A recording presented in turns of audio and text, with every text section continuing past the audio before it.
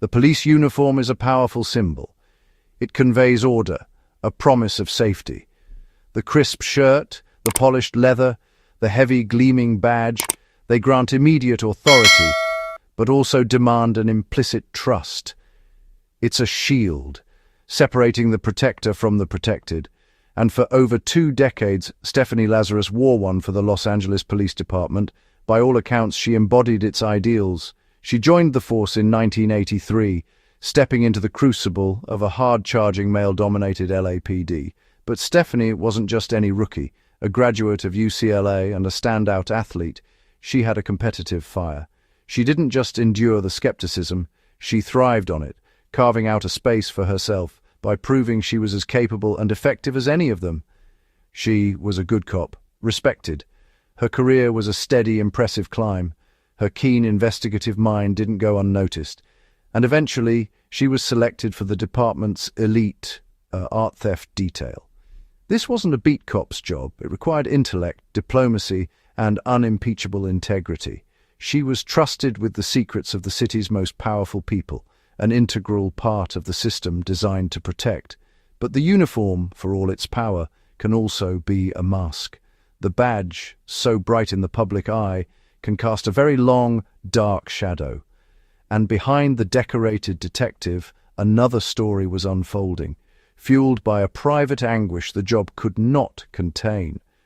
Before she was Detective Lazarus, she was just Stephanie, a young woman in love. During her time at UCLA, she had a serious romance with John Ruetten. But after graduation, their paths diverged. John's life moved on. He met someone else, a brilliant nursing director named Sherry Rasmussen. He fell deeply in love, and soon they were engaged. For Stephanie, however, the past wasn't past. While she was building a career defined by control, her personal life was consumed by an obsession she couldn't command. The engagement was an unbearable affront. The same tenacity that made her a brilliant detective was now focused on a man she had lost. The protector and the predator resided within the same person, behind the same badge. 2 narratives, the celebrated cop and the spurned lover, were on a collision course, and no one could see the impact would shatter the very foundation of trust she had sworn to uphold.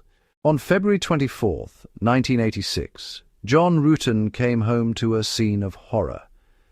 A condominium in Van Nuys, shared with his new wife of 3 months, Sherry Rasmussen, a vibrant, intelligent nursing director.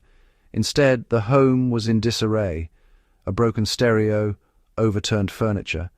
And then he found her, Sherry, dead on the living room floor, brutally beaten and shot 3 times. Detectives arrived and surveyed the chaos. They saw missing items, a car, some electronics. The narrative seemed straightforward, a burglary gone wrong. A thief, perhaps 2, confronted by Sherry, a struggle, murder. But Sherry's father, Nels Rasmussen, didn't buy it. He warned them about an LAPD officer from John's past. The lead was filed away, and the case veered down a dead end.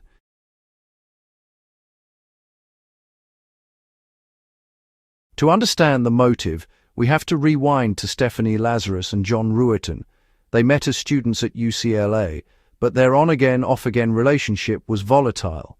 For John, the drama grew exhausting, and he moved on.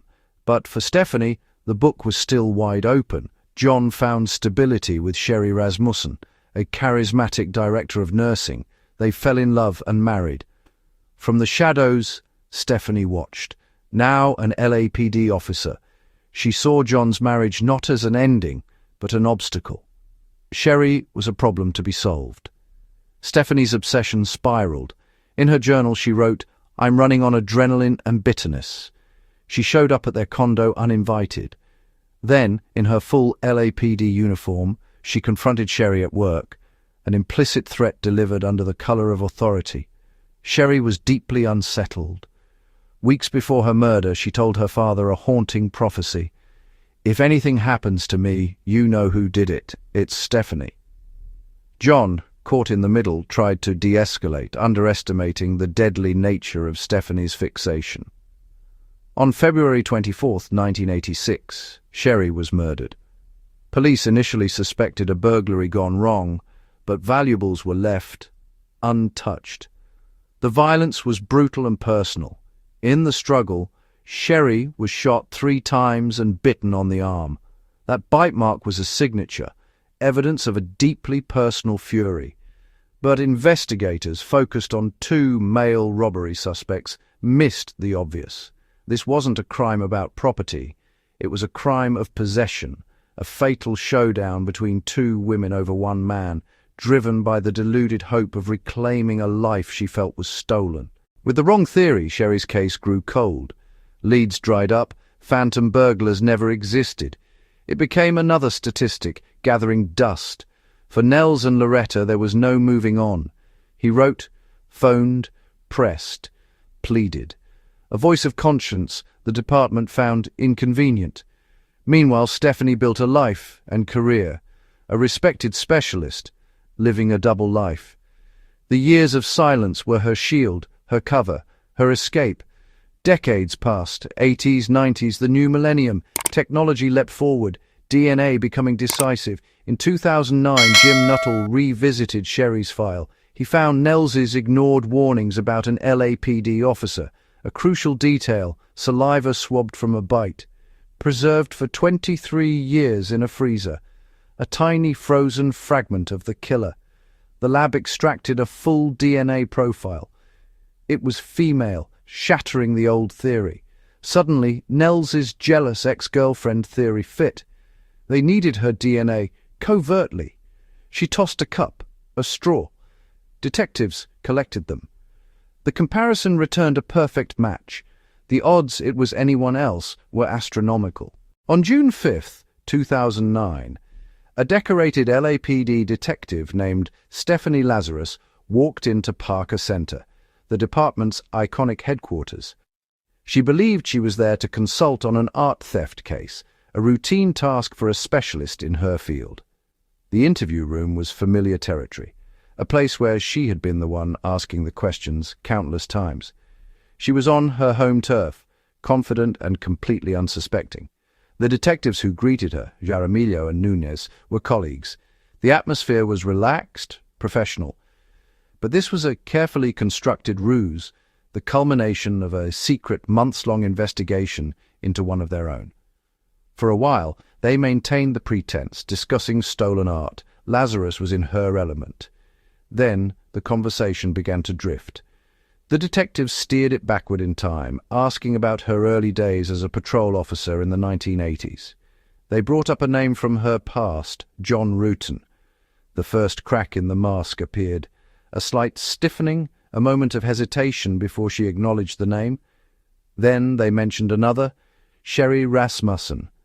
Lazarus claimed she didn't remember her, a name she couldn't quite place.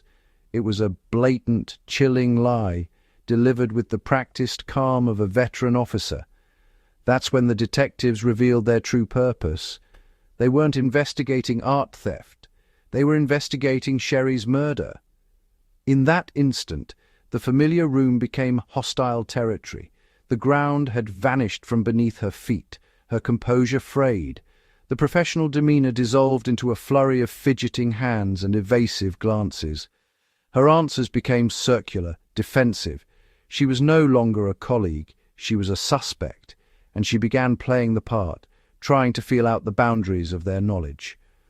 Over and over she asked the one question that consumed her. Am I a suspect? Are you pointing at me? It wasn't a query for information. It was a desperate attempt to gauge her own exposure. The detectives held their trump card. They spoke of the struggle, the violent fight, and the bite mark left on Sherry's arm. Then came the final devastating blow. The saliva from that bite mark contained female DNA, and it was a match to her. The mask didn't just crack, it shattered. She stammered, her voice barely a whisper. You're saying I'm a suspect? There must be some mistake, she insisted. The confident detective was gone, replaced by a cornered woman whose carefully constructed life was imploding. The trap, 23 years in the making, was sprung. She was arrested by her own colleagues, for a murder she had almost gotten away with. In 2012, her trial began, captivating the nation. The prosecution's case was built on two powerful pillars. The first was the science, the DNA from the bite mark, a near irrefutable match. The second was motive, provided by Lazarus's own words. Her journal from the time, discovered by investigators, was a raw, painful chronicle of obsession and heartbreak over losing John Rueton to Sherry. John himself delivered emotionally charged testimony, forced to recount his relationships with both the victim and the accused, his murdered wife and his former lover. Unable to refute the DNA match, the defense attacked the process. They argued the evidence tube, which had a small crack, had been compromised during its 23 years in a coroner's freezer. They questioned the chain of custody, suggesting contamination was possible, planting a seed of doubt about the integrity of the prosecution's star evidence. But the jury remained focused on the evidence before them. After less than 2 days of deliberation, they delivered their verdict: guilty of first-degree murder. Stephanie Lazarus, who had shown no emotion throughout the trial, remained impassive. She was sentenced to 27 years to life in prison. For Sherry's parents, Nels and Loretta, justice delayed for a quarter-century had finally been delivered. But the fight wasn't over. In 2023, during a parole hearing, Lazarus made a stunning reversal. After decades of denial, she admitted her guilt, a calculated move, many believe, to show remorse and secure her freedom. The parole board granted it. The Rasmussen family was devastated, but in a rare move, California Governor Gavin Newsom personally intervened, revoking the parole. He cited Lazarus's decades of lies and her use of law enforcement expertise to evade justice as a betrayal that could not be rewarded. In May of 2024, parole was denied again. Stephanie Lazarus will not be eligible for another hearing until 2028. For Sherry's family, the verdict and sentence were not the end of their journey. Their life sentence is one of vigilance, a perpetual fight to ensure the woman who stole their daughter's future remains accountable, and that Sherry's memory is never forgotten. The fight for justice endures.